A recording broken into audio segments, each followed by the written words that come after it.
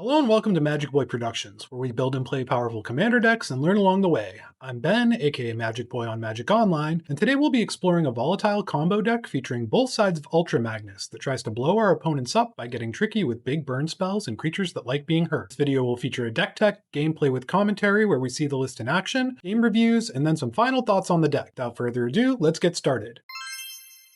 This deck was actually a viewer request, which I'm very open to. My process for picking commanders to feature on the channel is pretty vibes-based overall, and I didn't even know Ultra Magnus existed beforehand, so it was a fun beginning to what ended up being a very interesting list. Once I'd read the many words on the card, I didn't want to lean too heavily into his front side. I already have an Artifact Aggro video on the channel that shares two colors with Ultra Magnus, and I find the Artifact Fatty plan to be pretty straightforward. Ramping to get Ultra Magnus down is also ramping to cast said Fatty, so it was likely to just end up being a Naya Monsters deck with more metal. Armored Carrier side got me thinking though. Back in the day, I had a Saskia the Unyielding deck that was built around using damage doublers. The damage doublers had natural synergy with cards like Boros Reckoner, so I ran the few versions of that effect that were available at the time, and every once in a while I got to pull off a crazy play. Damage multipliers effectively apply twice with those kinds of cards. If you Lightning Bolt a Boros Reckoner with Dictative Perforos in play, the bolt deals 6 damage to the Reckoner, and then the damage doubles again to 12 for whatever you target. Nowadays, we have a ton of Boros Reckoners type creatures, which I'm going to refer to as Reckoners for the rest of the video for the sake of simplicity. Indestructibility also has a cool interaction with them. It doesn't prevent damage, it just makes it so that the creature doesn't die to state-based effects when assigned lethal damage. So we can build a board of Reckoners, attack with Ultra Magnus to give the whole team indestructible,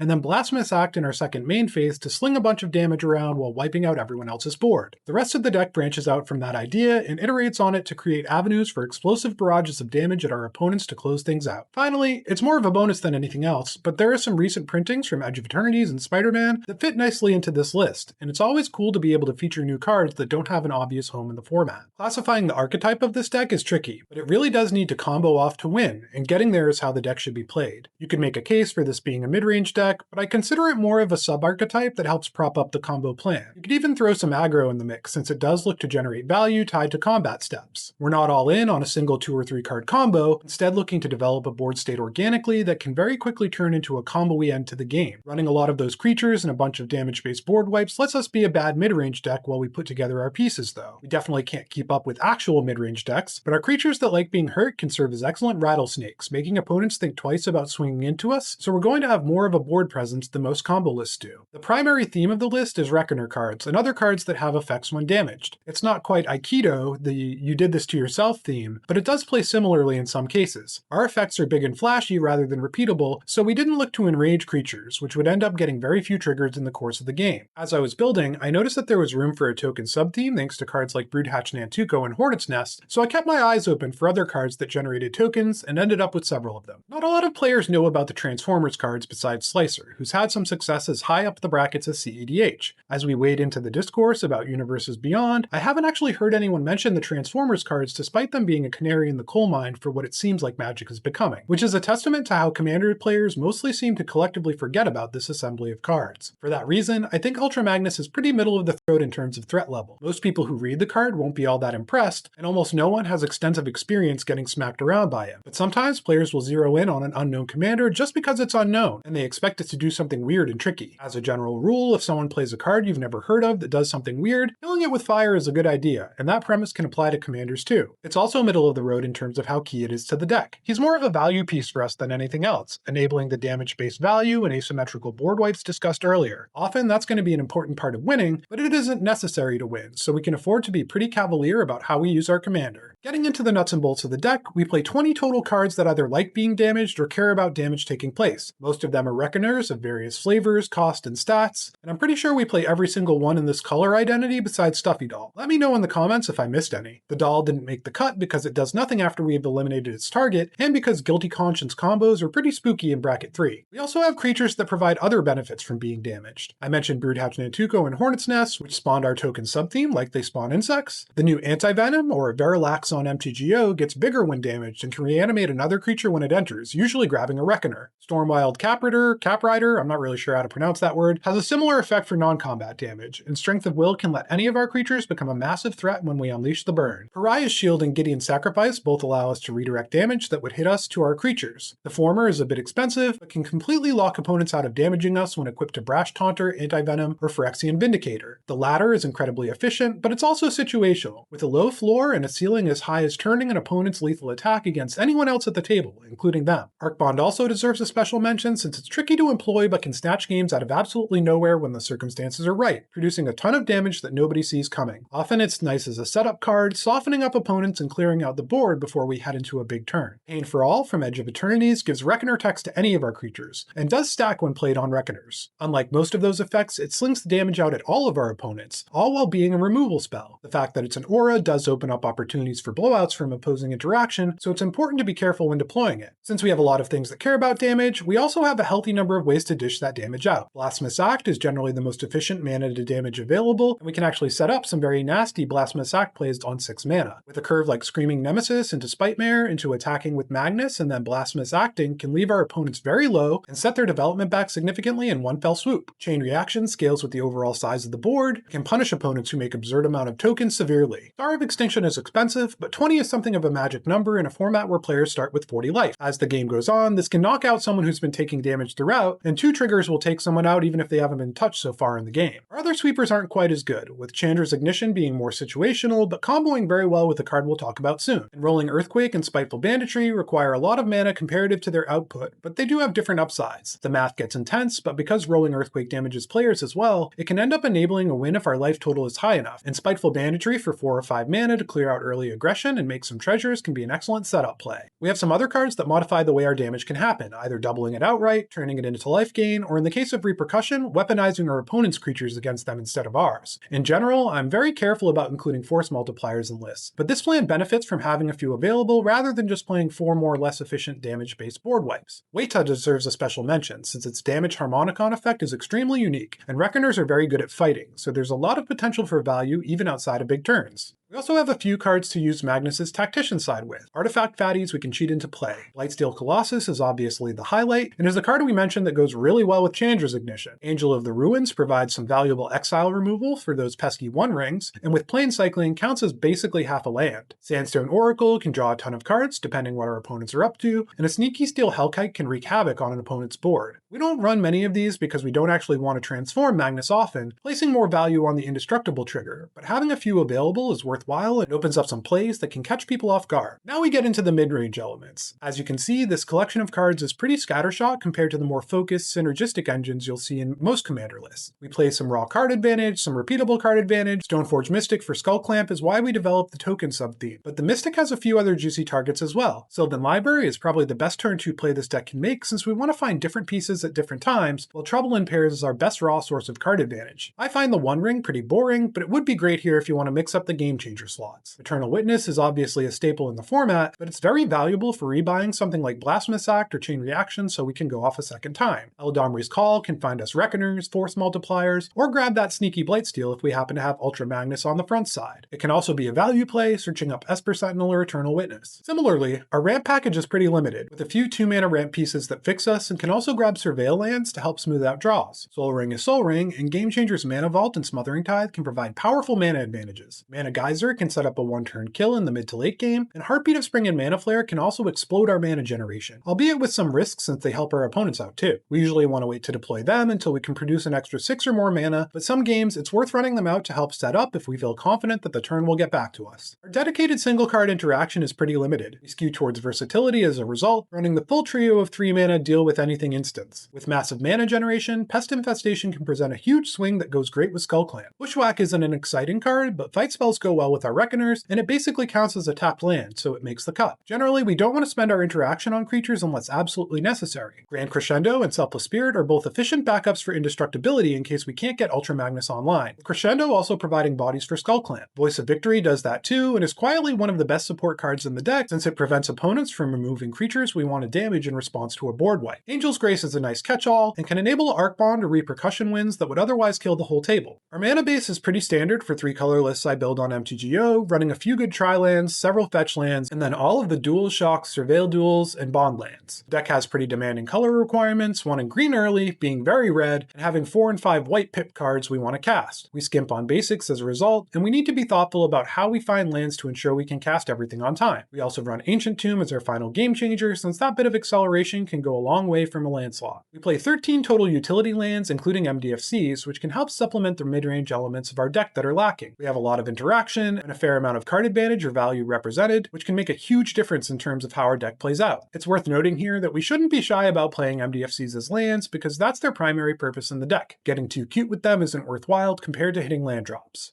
Now that we've seen what the deck's made up of, we can see how the gameplay we discuss comes together. It's worth noting that this deck is very high variance. We don't have consistent turn 2 or 3 ramp or plentiful card advantage, so the games tend to look very different from one another, and navigating the game plan requires a lot of flexibility in how we approach our turns. Looking at our liabilities, our removal suite isn't very well suited for dealing with indestructible permanents. In a game that didn't end up in the video because of an early concession, I actually lost to an opposing Brash Taunter that I just couldn't answer. They were ahead on life, so I couldn't play Star of Extinction for several turns, giving them time to set up a win. Like most combo decks, this list requires aggressive mulliganing. There's potential for very awkward hands, and the high variance nature I mentioned before is apparent as early as drawing our opening 7. Since some of our combo pieces are creatures, they can end up being casualties to the board wipes that are common in the format. It can be very tempting to set up over a few turns, but doing so can be punished heavily by opposing mass removal that might not even care what we're up to. Once opponents see a Boros Reckoner type card and read our commander, they're probably going to have an idea of what we're up to, and if they're wise, they'll keep some removal handy if it seems like we're about to drop a big burn spell. We don't have tools like counterspells to prevent this, so it can be a serious issue at some tables. The best way to get around indestructible issues is player removal, but failing that, politics can help. Making deals involving us removing something an opponent doesn't like in exchange for them swords to plowsharing a threat we can't deal with is very possible as long as we're not ahead. Unfortunately, the mulligan issue doesn't have a quick fix, but getting better at mulliganing is its own reward and a valuable skill that commander-only players often miss out on developing in more competitive formats. The best way to remedy it in the short term is to goldfish a lot of opening hands in your preferred deck building site to get a feel for what will usually work out with a few draw steps and what won't. Board wipes are in just about every commander deck, so we should generally play as if one is on the horizon, especially if there's a control deck at the table or an aggro deck is getting out of hand. It's usually best to only commit one Reckoner at a time to the table until we're ready to go off if we don't have Grand Crescendo or Selfless Spirit ready. It's also good to remember that life is a resource. We can be better served leaving our board empty and taking some hits instead of losing a combo piece just to save ourselves a little damage. Trying to set up to go off in a single turn helps mitigate the overextension issue, and with our telegraphed win. Voice of victory is huge in these scenarios, shutting our opponents out of messing with our plans, but we can also be a little sneaky by getting Ultra Magnus rolling. Opponents might see that and assume that's all we're up to, lulling them into a false sense of security that can provide an opening to go off. Now that we understand what we're working with, let's hop into some games to see the deck in action.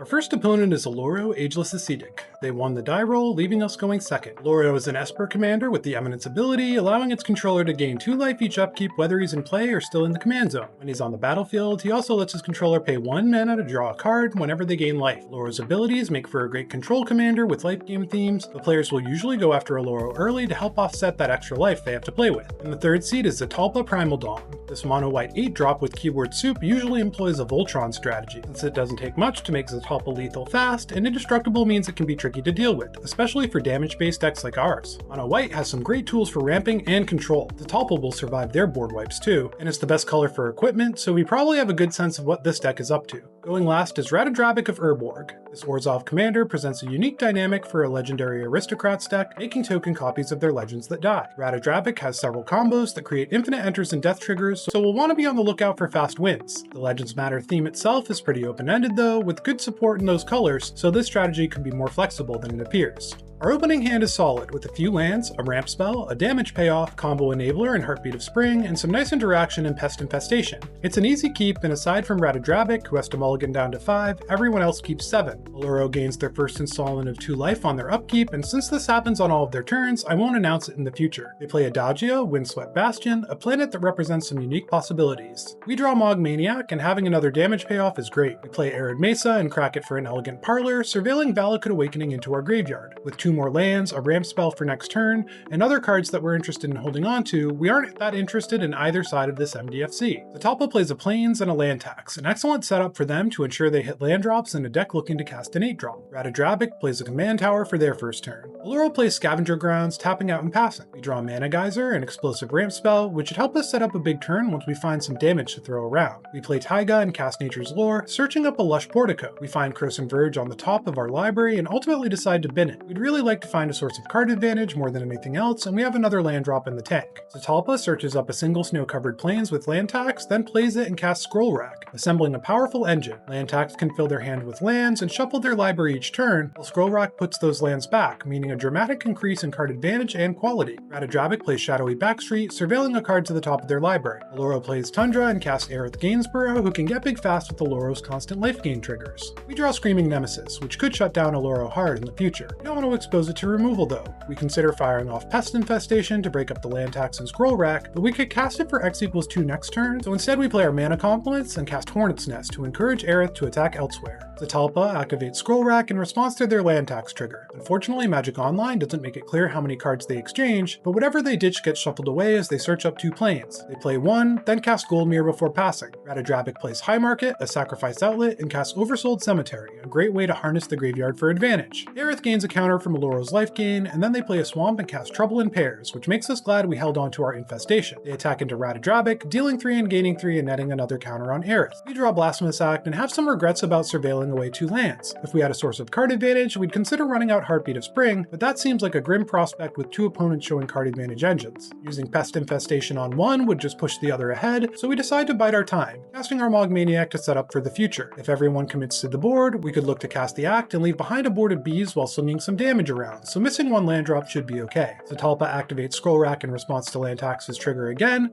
shuffling away some cards from their hand and finding 2 more plains. They play 1, then cast Foundry Inspector, following up with Sigarda's Aid, which feeds a card to Oloro via Trouble in Pairs. Ratadrabic plays a plains and casts their commander. Aerith grows on Oloro's upkeep again, and they play a plains and cast Amalia Benavides Aguirre, another creature that can grow with life gain, which signals this may be a more proactive style of Oloro deck. They then cast Estrid's Invocation, having it enter as a copy of Trouble in Pairs. They head to combat, attacking Zatalpa for 5 lifelinking damage. Amalia explores, and both ladies end up getting a counter when they choose to keep the enduring curiosity they found on top. They then use Amalia to station Adagia before passing. We draw Blightsteel Colossus, which is not what we wanted to see. We're at risk of falling way behind here, so it's time to make a risky play and run out our Heartbeat of Spring. Our opponents are going to be able to use that mana very well, but since there are 2 front runners and we have a defensive setup, we just have to hope they'll get into a slugging match and give us time to find what we need for an explosive win. Zatalpa has a very restrained upkeep, just finding a single plains with land tax. They play Nykthos as their land for turn, then cast Stoneforge Mystic, which finds them a Sword of Feast and Famine. They follow up with Open the Armory, searching up an All That Glitters, enchanting their Foundry Inspector and triggering both Troubles in Pairs. After that, they play 2 swords, one we knew about in Forge and Frontiers, which Sigarda's Aid auto-equipped to the Inspector. The latter is bad news for us, meaning we can't block if they decide to head our way. Use their last mana to activate Skull Rack, trading some cards between hand and library. They attack into Oloro, connecting for 15 damage and triggering their swords. Forge and Frontiers exiles 2 cards for them to play. Feast and Famine untaps their lands and causes Oloro to discard a Rafine's Tower. They play a plains from their hand, then cast Zatalpa, equipping both swords to the massive dino before passing. Ratadrabic plays a plains and casts Commissar Severe Rain, which suggests they might not be all in on comboing. They follow up with Sidisi Undead Vizier, triggering both Trouble in Pairs. Sidisi exploits Severa upon entry, tutoring something up to hand, and Ratadrabic zombifies the Commissar. Oloro has a busy upkeep, triggering Amalia and Aerith, along with their Estrid's Trouble in Pairs. They explore Halia, guided by light to the top, adding counters to both legends, and decide to keep their double trouble. They crack Marshflats for Underground Sea, then cast Shark Typhoon. We're gonna have a lot of targets for this Pest Infestation. They follow up with Halia, and her Soul Sister's trigger lets Amalia find a plains and grows Aerith once again. They cast Ghostly Prison, and we're starting to see an enchantment theme take shape. The resulting Shark token triggers Halia, and Amalia finds a command tower, and Aerith gets another counter. They swing at us with Aerith, and we're happy to cash in our Hornet's Nest for 9 bees. Amalia reveals Replenish, enchantment theme confirmed, and keeps that on top, so both she and Aerith get to grow. On their end step, Halia triggers, drawing them a card since they gained way more than 3 life. We draw Sandstone Oracle, and it's time to make some moves. Tap out, floating some white and green mana, and cast Mana Geyser, creating 16 red mana thanks to our opponent's tapped lands. We cast Ultra Magnus using his more than meets the eye cost, so he enters converted, and we also draw Oloro 2 more cards. We cast our Screaming Nemesis, Colossus, then pump the rest of our mana into Pest Infestation for X equals 5, blowing up both of Zetalpa's swords, both Troubles in pairs, and Shark Typhoon. Oloro has a replenish, but this should at least slow them down a bit. We head to combat, swinging Ultra Magnus at Ratadrabic and Screaming Nemesis at Zetalpa. Ultra Magnus triggers, making them both indestructible, and we're hoping that Zetalpa will block so that we can send the damage at Oloro and shut off their life gain. They let it in though, possibly worried we'll send the second trigger their way. We could have communicated here to try to get them on board, but the chat in this game has been pretty vibey and it wasn't critical that we get those triggers. After combat we pass, having gotten some cards out of our hand to maximize our Sandstone Oracle next turn. We're really regretting surveilling those lands into the bin, especially now that they're worth 2 mana apiece. But so far our desperate plan seems to be going okay, and the other players are probably having a great time with double mana. Zetalpa opts not to use land tax, then plays a plains and cuts a deal with the table, and we're thrilled to see him out. They activate Scroll Rack, opening up some options for them, then head to combat. They pay the prison tax, so both Zetalpa and Foundry Inspector can swing into Oloro, who chump blocks the Inspector with the Shark and takes 8 damage from the Dinosaur Chroma. In their second main, they cast Vanquish the Horde, clearing the board. We gain 10 life from our pests, Ratadrabic gets a token copy of Sidisi, and Zetalpa follows up with a Grand Abolisher before passing. Ratadrabic seems fine with the board wipe, casting Yawgmoth Grand Physician and Ohartok. We're happy to have the 3 of them being threats to one another while we try to climb back from behind and sneak in a win. Oloro plays Command Tower and starts off with a replenish, reanimating Enduring Curiosity, Trouble in Pairs, Shark Typhoon, and Ghostly Prison, which Estrid's Invocation becomes a copy of. The Heartbeat of Spring on board, that seems pretty ineffectual, but they can always transform the invocation on their next upkeep. They play Authority of the Consuls, creating a baby shark, and cast Oloro. They follow up with Black Market Connections, getting another shark from the Typhoon, and then tap down all but their newest shark to get Adagia fully operational. We draw Arc Bond, which is actually a great card when we're looking to play from behind. Play our Mountain, then float a green mana to cast Sandstone Oracle. It enters tap and gains Oloro life thanks to Authority, but they don't have any mana to draw. We target them with the trigger, drawing 4 cards to match their hand size, which triggers Trouble in Pairs. We aren't going to be able to keep up Generous Gift, and we need to start using more mana if we want to catch up, so we use it to take down Trouble in Pairs. There were a few other threatening targets, most notably Ohartok. Players are very likely to double spell and draw cards on their turn, so Trouble in Pairs was probably the most value to cut off. We're also hoping that going after them will help keep Zetalpa on target. Speaking of, they kick things off with an Enlightened Tutor searching up a Colossus Hammer, which they shuffle into their hand using Scroll Rack. They cast the Hammer, which Sigarda's auto-equips, making their commander a 14/18 flying, double strike, trample, etc. They then cast Elish Norn, shrinking everyone else's board and growing theirs. She enters tap thanks to Authority of the Consuls, and Oloro gains another life. Zetalpa could knock out anyone at this point, but when they tap 4 mana heading into combat, we know Oloro's days are numbered, and that number is 0. Zetalpa smashes in, taking them to 24 commander damage during first strike damage alone. Ratadrabic casts Hum of the Host, which is terrifying with their current board. They equip the helm to Ohartak, and we really find ourselves wishing we'd Generous Gifted that instead. Probably could have banked on Zetalpa going for the kill in some way with all the cards and mana they had access to. They follow up with Barbaric Tutor, which probably signals a win next turn. Heading to combat, they make 3 copies of O'Hare, but don't do any attacking. They use Yawgmoth to cash 1 in, shrinking Zetalpa and drawing a card. They play Mazavith, likely what they tutored for, which neutralizes Zetalpa, but only for them, and pass. We draw Harmonize, which is great, but we may be running out of time. It depends a lot on Zetalpa, since we have no way to protect ourselves from them, and they may pick us off if they don't decide they need our help to deal with Ratadrabic. We cast Harmonize, and now we're finding our lands, in addition to Twin Flame Tyrant. We don't quite have the mana we need to get anything going, so we elect to play it safe, playing the Tyrant since it's the more expendable of our flyers. It has just enough toughness to keep us from dying if Zetalpa comes our way without further buffing, and if it lives, we just might be able to set up something crazy with Arc Bomb. Zetalpa doesn't keep us waiting and head straight into combat. Fortunately for us, they're forcing Ratadrabic to use their maze, which they do. They just pass after that, which is a little surprising. They haven't been using land tax or scroll rack much at this stage of the game, which means they might be out of basics. Ratadrabic casts the One Ring, and its Protection Clause dashes any hopes we have of taking them out on our next turn. They activate it to draw a card, then play a Plains and cast Valkyrie's Call, which will let them get even more value out of sacrificing their legends. They do just that, with Diabolic Intent. With all their draw and tutoring, it's very likely they can end the game next turn. They head to combat, making 9 total copies of Ohartok with their helm, and there's a good chance that if they do that again, MTGO will just crash. They decide to pass from there, keeping up plenty of Yawgmoth activations. We draw Plains, starting to flood out a bit. The One Ring in effect, and Elish Norn shrinking our board to make them easy pickings for Yawgmoth. We don't have a ton of options, so our best bet is to limit Ratadrabics. We head to combat, swinging at them with everything to gain Indestructible. They put a token in front of Ultra Magnus, then sacrifice it to Yawgmoth to shrink him and draw a card. They don't take any damage because One Ring, and on our second main we cast Blasphemous Act. They're going to get to draw a lot of cards, but at least they have to do it now, and they won't have a massive board to attack with next turn. They do just that, sacrificing their board to take out Twin Flame Tyrant, shrinking Ultra Magnus, and shrinking Zetalpa a bit. With many triggers on the stack, Zetalpa cracks their their Myriad landscape, revealing that they did have more planes, and they also swords to Plowshare's Yawgmoth so that he's gone for good. When all is said and done, the board is clear save for our survivors in Zatalpa, and Radadrabic chooses to have O'Hare return in land mode rather than coming back with Valkyrie's Call. With 11 cards in hand, we're sad that they shrank Ultra Magnus so much since we were hoping to sacrifice him to Disciple of Freyalise. Cast the MDFC anyways, cashing in our Oracle for 4 cards and 4 life. Find another land in Mana Vault, which aren't very helpful. Weta and Spitemirror give us hope that we can unleash some destruction if we live to see our next turn. We play our planes and cast Wrathful Red Dragon, once again hedging in case Zatalpa starts looking our way. Given Radadrabic's position though, they're probably still going to be viewing us as an ally. We discard our starting town, then pass. Zatalpa activates Skull Rack and passes. Hopefully they've found some interaction. Radadrabic plays a Swamp, then casts Grave Pact. They follow up with Lauren, blowing up the Colossus Hammer. They then cast Anointed Procession and equip Helm to Lauren. We're worried they might finally shut the door on our mana doubler, but instead they use their 2 copies of Lauren to take down Scroll Rack and Sigarda's Aid. They swing both Laurens into Zatalpa, and thanks to -1/-1 counters, the Dino is just a very effective wall. Fortunately, Radadrabic doesn't have access to a sack outlet right now, so we head into our turn with some hope. So Kenzen isn't what we were looking for, but we start things off by heading to combat, swinging everything into Radadrabic, which gets an indestructible trigger from Ultra Magnus, and will convert him at end of combat. They block both our ground creatures, taking 5, and the Lauren tokens dying trigger Grave Pact, meaning Zatalpa, Ultra Magnus, and the Disciple get sacrificed. In our second main, we cast Spitemirror, then Arcbond targeting it, cast Weta, then set up a fight between Wrathful Red Dragon and Spitemirror. This results in a bunch of damage triggers, and unfortunately we could have done the math a bit better. We take out Radadrabic, but miss 3 damage we could have directed at Zatalpa. Arcbond deals 5 more to everything, which gives us 2 more triggers from the dragon, taking Zatalpa all the way down to 12. With just a little more gas, we might be able to grab this game. They recast Zatalpa, then reconfigure Lion Sash onto it. They tap out to exile some permanents from our graveyard and grow their commander to a 7/12. We draw Stump Stomp, which isn't much help,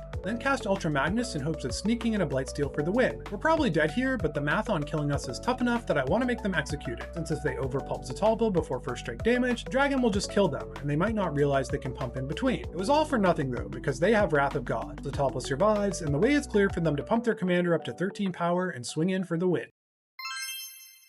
Good game to our opponents as always. This was a rough one, and I really only have myself to blame for that. Early decisions to surveil lands into the graveyard really came back to bite me, forcing me into a scenario where I had to crack the game wide open for our opponents to even have a chance. Even more acutely, I misplayed badly on the turn where we took out Radadrabic. If I had attacked my creatures into Zatalpa instead, there would have been no Grave Pact triggers, we would have had more resources left in play, and we would have been left with a much less powerful Zatalpa to deal with. Missing out on 3 damage to Zatalpa from the way we assigned triggers was also an unnecessary mistake, but I really wanted to make sure Radadrabic went down and felt pretty good about finishing off Zatalpa from that point. In hindsight, attacking Zatalpa would have also gotten a little more damage through, and we probably would have just won with a few more indestructible attacks. A good draw would have gotten us there as well, so it wasn't a total fiasco, but as I was reviewing the game to script it, I was really baffled by that attack in particular. Mistakes aside, this was an interesting game overall, showing how the deck plays from behind. Unleashing our opponents on each other worked out better than expected, nearly allowing us to get there. Generally, players are pretty greedy, and even though the optimal play was probably for one of them to take out Heartbeat of Spring after getting maximum value on their turn, they let it and us stick around so they could double their fun. The Zatalpa deck wasn't too surprising in terms of what we saw from them,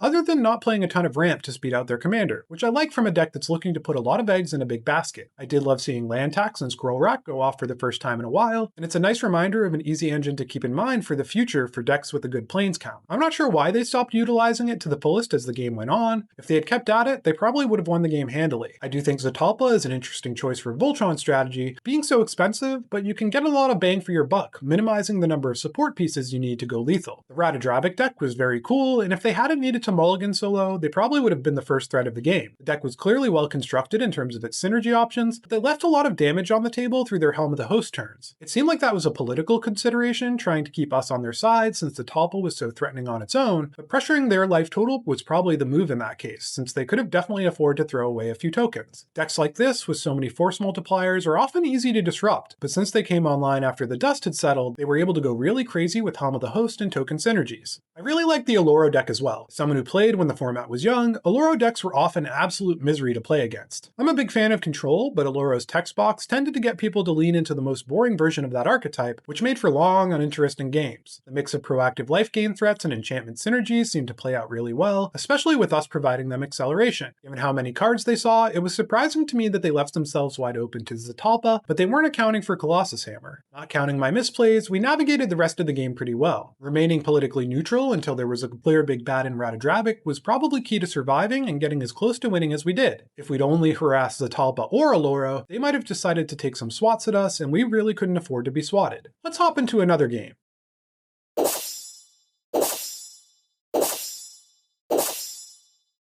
Our first opponent is Zatalpa Primal Dawn. This is the same opponent we faced in Game 1, so we're happy to get a run back. They win the die roll and get to go first, and we know what to expect.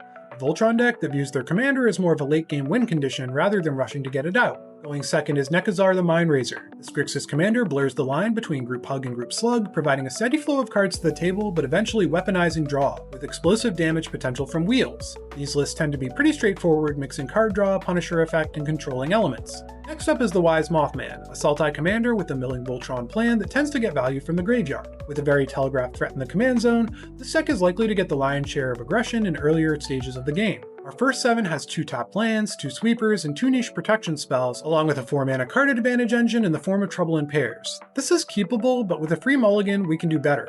Immediately Punished. Our second 7 only has a single land and doesn't have any ramp or early card draw to gamble on. With Nekasar in the pod, mana development is key since we can expect to have cards throughout the mid-game, so we mulligan again. This set of 7 looks solid, with a nice mix of land and spells, a combo piece and Mana Flare. Stormwild Caprador requires the most work to pay off, so we send it to the bottom, keeping 6 cards. Zatalpa starts things off with a tapped Emeria the Sky Ruin. Nekasar casts a free spellbook, eliminating their maximum hand size, and cracks a polluted delta for Xander's Lounge. Wise Mothman uses a Fabled Passage to fetch up a swamp. We draw exactly what we want, a ramp spell. We play our Jetmir's Guardian and pass. Zatalpa has a snow-covered plains into Thought Vessel, which is better than usual with Nekasar in the pod. Speaking of the Mindrazor, they crack a Scalding Tarn for a Volcanic Island and pass, putting the thought of counterspells into everyone's minds. The Mothman takes a little pain off Waterlogged Grove to cast Sakura Tribe Elder, sacking it immediately for a forest. Our hand is shaping up really nicely as we add a damage-based board wipe to it. All we need now is something that likes being damaged. We play Savannah, cast Nature's Lore, and grab a commercial district, surveilling a Pinnacle Monk into our graveyard. Our land choice is a minor misplay here. We should have fetched for Lech Portico in case we draw Phyrexian Vindicator or Anti-Venom or Verilax, whatever you call that card. Pass after that, and Zatalpa has a regular plains into Grand Abolisher, shutting everyone else out of acting on their turn. They follow up with Lightning Greaves and equip it to the Abolisher, giving it some extra protection. Nekasar plays an Underground Sea and casts Jace's Phantasm, a card that feels a little outdated in 2025. It's easy enough for them to turn on though, so hopefully they can get some value out of the 1-drop. The Mothman plays an island and casts one of my favorite legends, Kodama of the West Trees, setting up for Mothman to come down next turn. We draw Valakut Awakening, which could be dangerous down the line if Nekasar gets rolling. We play our Plateau and cast Trouble in Pairs, wanting to get some drawing in while it doesn't hurt us. Zatalpa casts Enlightened Tutor on upkeep, finding a Smothering Tithe, which is a good call with all the card draw that's about to happen. They follow up by taking us on a secret rendezvous. We did mulligan, and both Nekasar and Mothman are threatening commanders, so we might have been the target even if we do suspect we're getting an advantage because we played together last game. It's their second spell, so we draw Chandra's Ignition from Trouble in Pairs, before drawing Pain for All, Screaming Nemesis, and Starting Town. Then Repercussion when Trouble in Pairs triggers off of their draw. At this point we just need more lands, and we should be able to take down the game pretty academically with what we have. They play a Plains and cast Weathered Wayfarer before passing. Nekasar casts Humble Defector, asking the table if they'll agree to passing it around in turn order, and everyone does. They end up missing a land drop, making their start even more awkward.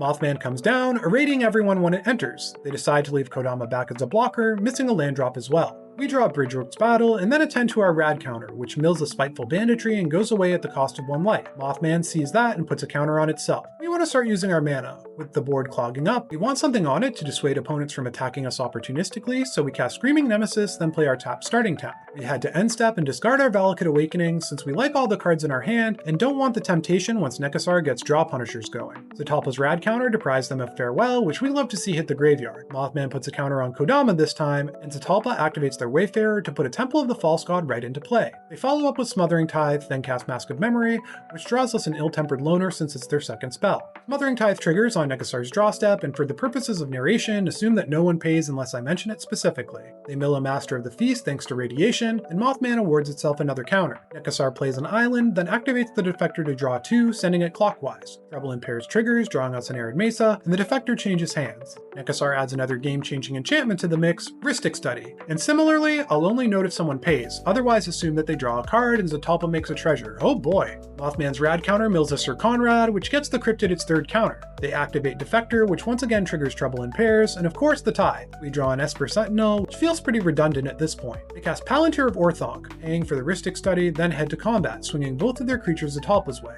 Mothman triggers on attack, raiding us all again, and Zatalpa just takes the hit, falling to 29. Kodama of the West G triggers, and the Mothman adds 2 islands to their collection. On their end step, Palantir triggers, and they target Zatalpa, who lets them draw to get another treasure. They discard Fathom Mage to hand size and pass. We draw Bountiful Promenade and mill a Temple Garden, meaning our rad counter stays around. First things first, we activate the Defector, passing it to Zatalpa and drawing Disciple of Freyles and Eladamri's Call. We have an embarrassment of riches at this point, and just need to get some of these cards out of our hand until we have enough mana to cast Mana Flare and go off. We cast Esper Sentinel and then pass, wanting to leave up our Beast Within since a lot could happen before the turn gets back to us, and we can cast Eladamri's Call if we don't need to fire it off. We have to discard 4 and pick Disciple, Ill-Tempered Loner, Arid Mesa, and Bridgeworks Battle. Zatalpa mills a Karoo, the actual card Karoo, and start things off with a Defector activation, sending it back to its owner. We draw Elegant Parlor from Trouble in Pairs, and then they cast their commander. They follow up with Stonehewer Giant, which draws us our own protection creature, Voice of Victory, and since Rhystic Study draws Nekasar a second card, we get another draw as well, finding Boseiju, which can actually interact with equipment through the Abolisher's effect since it's a land. They equip their Greaves to the Giant and activate, which puts our old friend Colossus Hammer right onto Zatalpa. They cast a Basilisk Collar, triggering Esper Sentinel, among other things, and we draw Grand Crescendo, which is another nice option, but one we'll have to be careful about using since we're on a repercussion line. They follow up with Inquisitor's Flail and Sword of the Anime, and then equip everything to Zatalpa. At this point, we ask where the dinosaur is heading, planning to Boseiju the Greeds if need be. It looks like Mothman is the choice though, so we revise our plan to blowing up the Basilisk's collar before damage to keep their life total in range of our burn. Unfortunately, the Mothman player concedes before they connect. They do get their Sword of the Animus trigger for a plains, but don't get any of their other goodies. Since we were planning to do it anyway, we let the table know about Boseijuing the collar, and then we do it so we can keep as much integrity as we can in the game. That does it for Zatalpa's turn.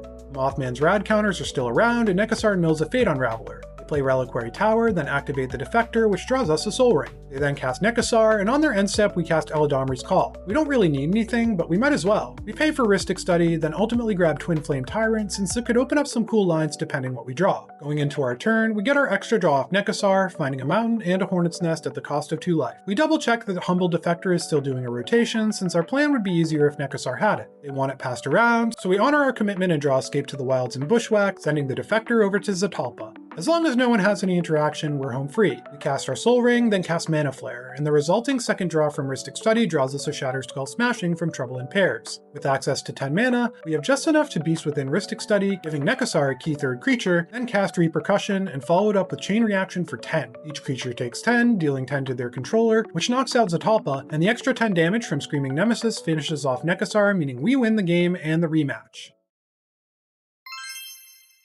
Good game again to our opponents. There isn't a lot to say about that game, but I wanted to showcase a more typical play pattern for the deck. We got to draw a lot of cards, which translated into a pretty easy win, and we even had lines to win if Zatalpa had come after us instead of Mothman. The interaction between Rhystic Study, Trouble in Pairs, and Smothering Ties made this another crazy game, but it was less group hug skewed than the first one. Once again, we saw that it doesn't take much for Zatalpa to get lethal, and I maintain that it's an interesting choice for a Voltron list. Rather than stacking equipment, you just have all the keywords on your commander. I could see a streamlined version of this list that focuses on massive power boost being very strong. The Nekasar deck got off to a pretty slow start, and other than Humble Defector, didn't have much of an impact on the game, other than providing lots of treasures to the Zatalpa player. It seems like their list might have been a fairly classic one, which can be a liability in Modern Commander. Missing a land drop and not having any ramp really hurts them, since they're less able to take advantage of all the cards they're doling out than their opponents are. Our prediction regarding Fear of Mothman came to pass, since Zatalpa decided to knock them out first. I think if I were in their seat, I probably would have pressured us, especially already knowing what this deck was looking to do.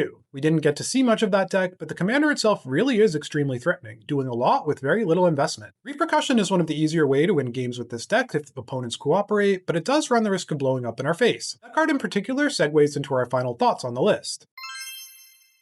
Like I said, Repercussion is one of the easiest ways to win games, so if we want to win more games, shouldn't we be better at finding Repercussion? During the deck tech, I mentioned that this list doesn't really look like most combo decks, and the biggest indicator is our overall lack of tutoring. If you wanted to make this list stronger, you could definitely lean into a more typical tutor-heavy dynamic. You'd probably be better off with Weta as a force multiplier in the command zone, or Rocco to find a combo piece, and you'd only play a few Reckoners and more damage multipliers while building out the card advantage, ramp, and tutors in the list. This is probably the weakest deck for its bracket that I've featured on the channel so far. far. Our win rate is usually in the 70 to 80% range, and even in the games that we lose, our decks usually feel like they have a ton of agency. This deck had a 50% win rate across 6 games, which isn't bad. The more important part is how those losses felt. I felt like I had no agency, no window to assert the deck's plan. I usually got to do something cool and explosive, which made the games fun, but it definitely felt less competitive than most of the decks we faced off against. The thing is, I was still having fun, and so I don't really plan to convert this into a more pure combo deck. The inconsistency that sheared off win percentage points also created a deck that took me by surprise with its rich and complex play patterns. Winning almost always required careful planning and execution and a surprising amount of math, and the paths to getting there were extremely varied. Leaning into combo is going to get into pseudo flowchart territory quickly. Do my opponents have a lot of board presence? Tutor for repercussion. If they don't, tutor for whatever element of the combo I'm missing. I don't have any problems with those kinds of decks, but I personally don't want this one to become one. With the current list, there will be games where you just do silly things with your indestructible board, like make a ton of bees. Sometimes you'll sneak in a Blightsteel off Ultra Magnus and gank someone. You might get to live the dream of using Gideon's Sacrifice to fog a lethal combat step and send it back at someone's face with Spitmare. The choose your own adventure of it all is a blast, and I think the best way to summarize it is that this deck is much more about plays than it is about games. With that in mind, I think there are some improvements to be made. The deck wants a pair of Lightning Greaves to go into the Stoneforge package. Opening up the option of Hasty Magnus or Magnus-aligned Fatties creates some interesting options with all the mana we'll have at our disposal, and the baseline Shroud can help keep a Reckoner on the board until we untap. I'd actually just straight up swap them in for Blazing Sunsteel and call it a day. That card was just a little too expensive to pull its weight when we have as many versions of that card as we do. You could look at adding Gamble as well. I don't love loading up with tutors, as discussed, but after playing with the deck, the randomness of Gamble feels very on theme. To make room, you could switch out Ancient Tomb for basically any land, then cut Steel Hellkite. Frontside of Magnus really didn't come up often, and Gamble and Eladamri's Call can both fetch up better targets for when it does. In a change that feels very obvious after facing Zatalpa twice, we should probably find room for Shadow Spear. Being able to turn off Indestructible gives us an out that we can find with Stoneforge Mystic, and the lifelink actually works pretty well with the Reckoners. I think I'd take out Heartflame Duelist for it. That card did end up getting us to almost 500 life in one game that we won, but it felt extremely win more, whereas Shadow Spear's ceiling is a lot lower and its floor is much higher. Finally, I think we do want one more damage multiplier available. Twin Flame Tyrant is the first choice since we run Eladamri's Call, but having a second option available would probably lead to some more wins without diminishing the mutable play patterns of the deck. You can kind of slot in whichever one you like most, but my pick would be Dictate of Perforos since we can flash it in, untap, play a mana doubler, and go from there. The cut here is a lot less obvious, but I'm leaning towards Strength of Will. It's fairly narrow, especially because we often want to attack before we unleash our mass damage spell. It feels bad cutting a fun new card, but trying those cards out and finding them wanting is sometimes just the way it is. If you want to build this deck, you have to be on board for the challenge. And the math. I wasn't expecting this deck to be nearly so cerebral, but keeping track of the amounts of damage being assigned here and there can be daunting. If that sounds like fun to you though, I definitely recommend exploring this list or one like it, but if it sounds miserable, you're better off avoiding it. This is also a pretty unique plan, with the caveat that I don't claim anything that I do is particularly unique or original. We're all one of the 1,000 monkeys with 1,000 open Scryfall pages after all. You don't see this strategy often though, and I think it's because dinosaurs hit a lot of the same notes and are just going to perform better most of the time, while also being cool. Dinosaurs are just freaking cool. Semi-relatedly, I'm sad we didn't get to hit Zatalpa with a very thematic Star of Extinction, even if it would have just bounced off. I also think this can be a nice starter combo deck. The complexity is a mark against that, but the board presence and control elements can function as training wheels while you get used to setting up the combos, providing a stepping stone between pre-con style mid-range lists and dedicated combo strategies. Last but definitely not least, I think this deck is great for players who like the choose your own adventure method of winning I talked about before. Personally, I find it very rewarding. It can be a nice change of pace from decks with more focused plans. The subgame of using Ultra Magnus's carrier side to gain advantage also felt very fresh to me, and how successful that was in a given game varied a lot. This deck feels like it has a lot of replay value, essentially, especially if you're looking to hone in on mastering the planning and math involved. That's going to do it for today's video. Thanks for watching. If you've made it this far and haven't already, definitely like, share, and subscribe, and most importantly of all, comment. I'd love to hear your thoughts on the deck, the games, and the video overall, and if there's a commander you'd like to see me build and play, feel free to sound off.